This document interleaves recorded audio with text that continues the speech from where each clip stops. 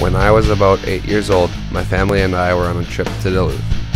It had been a great couple of days, and we had one more day before it was time to go home.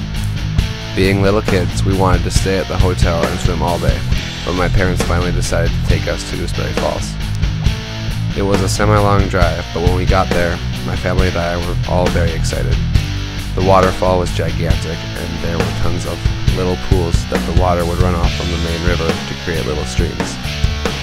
There were also some very strange rock formations that we had a good time examining and playing on. It was great, splashing around and just having a good time with everyone in my family. We looked up at the top of the waterfall, and we could see a viewing platform where people were looking at the waterfall from the top. Maybe it was the view that they were seeing, or just curiosity, but Brett, Ben, and I decided to climb up the cliff. When we were about halfway up the cliff, we saw a cave and thought we might want to check it out.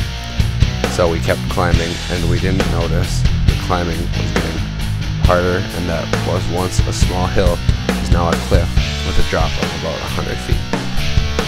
We finally made it though. We were about 10 feet from the cave. From there, the noise of the waterfall was extremely loud.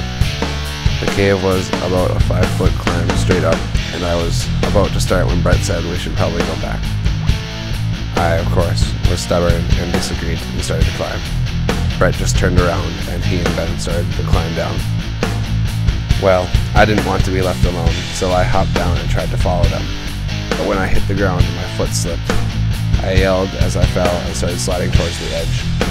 The only thing that kept me from going off the edge was that my foot got caught on a shrub about a foot from the edge, which stopped me very quickly.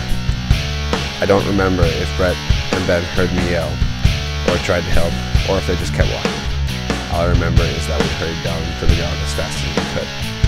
I've never been so relieved to be going home from a vacation, and ever since that day, I've had an extremely bad fear of heights.